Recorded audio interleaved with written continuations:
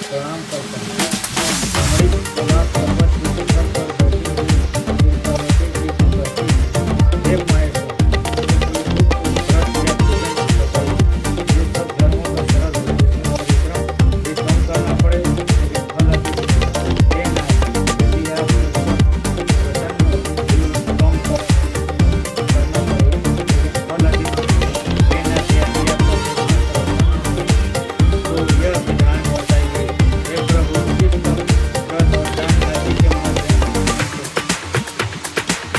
रहित आप हो जैसे महाप्रभु हमको प्राप्त हुए हैं। शिव जी बोले, हे देवी सुनो, मैं तुमको एक व्रत जो मेरा सर्वस्व है और छुपाने योग्य है, लेकिन मैंने प्रेम की वस्तु को मैं तुम्हें बतलाता हूँ। उसने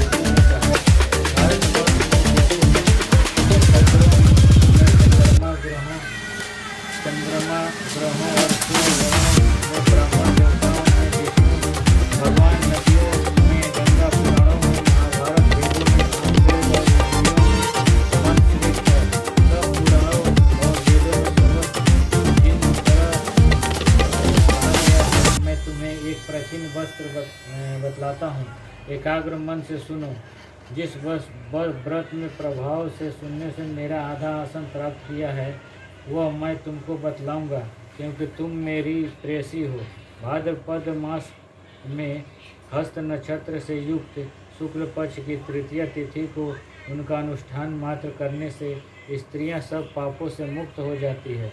हे देवी, तुमने आज से बहुत दिनों पहले हिमालय पर्वत पर इस व्रत को किया था।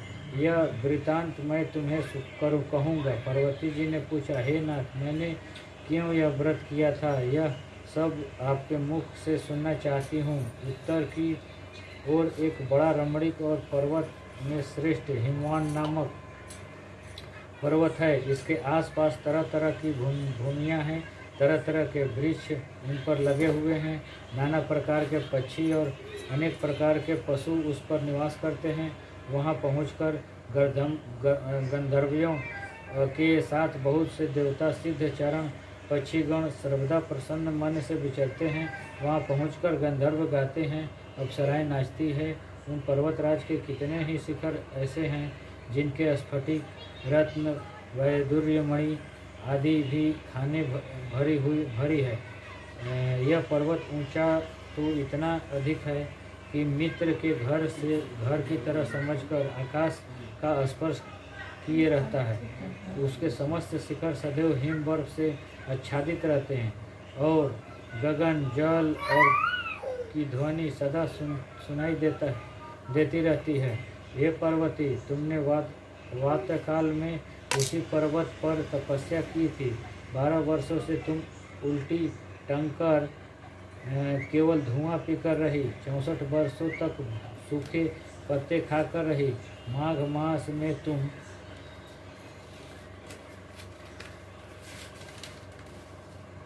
जल में बैठी रहती और बैसाख की दोपहरिया में पंचाग्नि तपती थी। श्रावण महीने में जल बरसता तो तुम भूखी प्यासी रहकर मैदान में बैठी रहती थी। तुम्हारे पिता इस तरह के कष्ट सहन को देखकर बड़े दुखी हुए। वे चिंता में पड़ गए कि मैं अपनी कन्या किसको दूं। उसी समय नारद जी वहां आ पहुँचे। मुनि श्रेष्ठ नारद जी उन समय तुम्हें देखने गए थे।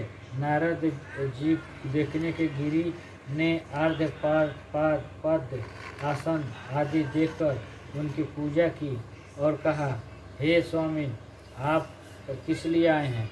मेरा अहोभाग्य है, आपका आगमन से मेरे लिए अच्छा है। नारद जी ने कहा, हे पर्वतराज, सुनो, मैं भगवान विष्णु का भेजा हूँ, आपके पास आया हूँ।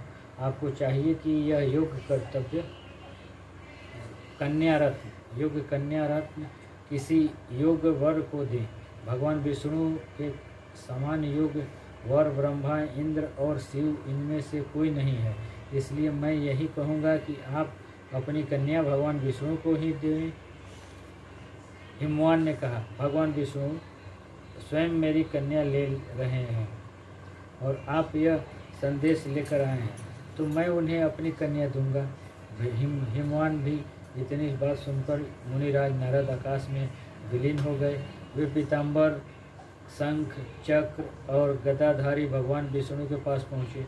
वहाँ हाथ जोड़कर नारद जी ने भगवान विष्णु से कहा, हे देव सुनिए, मैं आपका विवाह पक्का कर दिया। उधर हिमवान ने पार्वती के पास जाकर कहा कि हे पुत्री, मैं तुम्हें भगवान विष्णु को दे डाली।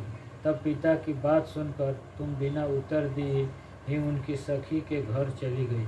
वहीं जमीन पर पड़कर तुम बड़ी दुखी होती हुई विलाप करने लगी। तुमको इस प्रकार विलाप करती हुई देखकर सखी बोली, तुम क्यों इतनी दुखी हो? इसका क्या कारण है, बताओ। तुम्हारी जो कुछ इच्छा होगी मैं यथाशक्ति उसको पूरा करने की चेष्टा करूँगा, इनमें कोई संशय नहीं है। पार्वती बोली, मेरी जो कुछ अभिलाषा है उसे तुम प्रेम पूर्वक सुनो। मैं एकमात्र शिव जी को अपना पति बनाना चाहती हूँ, इनमें कुछ भी संशय नहीं है। मेरे इस विचार को पिताजी ने ठुकरा दिया है, इससे मैं अपने शरीर को त्याग दूंगी। पार्वती की इस बात को सुनकर सखियों ने कहा कि शरीर का त्याग न करो, चलो किसी ऐसे वन में चले जहाँ पिता को पता न लगे। ऐसी सलाह कर तुम वैसे वन में जा पहुँची।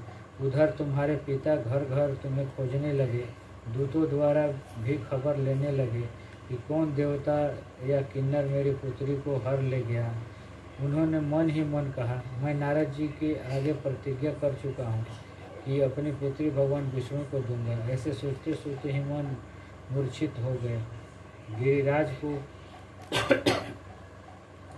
मूर्छित देखकर सब लोग हाहाकार करते दौड़ पड़े। जब होश हुआ तो सब पूछने लगे कि गिरिराज, आप अपनी मूर्छा के कारण बताइए। हिमवान ने कहा, आप लोग मेरे दुख का कारण सुने। न मालूम कौन मेरी कन्या को हर ले गया है। ऐसे नहीं हुआ तो उसे किसी काले सांप ने काट लिया था, सिंह खा गए होंगे। हाय हाय, मेरी बेटी कहाँ गई? किसी दुष्ट ने मेरी पुत्री को मार डाला। ऐसा कहाँ कह वायु के झोंके में कांपते हुए एक वृक्ष के समान कांपने लगे। इसके बाद हिमवान तुम्हें वन खोजने लगे। वह वन भी सिंह, भालू, हिंसक जंतुओं से बड़ा भयानक हो रहा था। तुम भी अपनी सखियों के साथ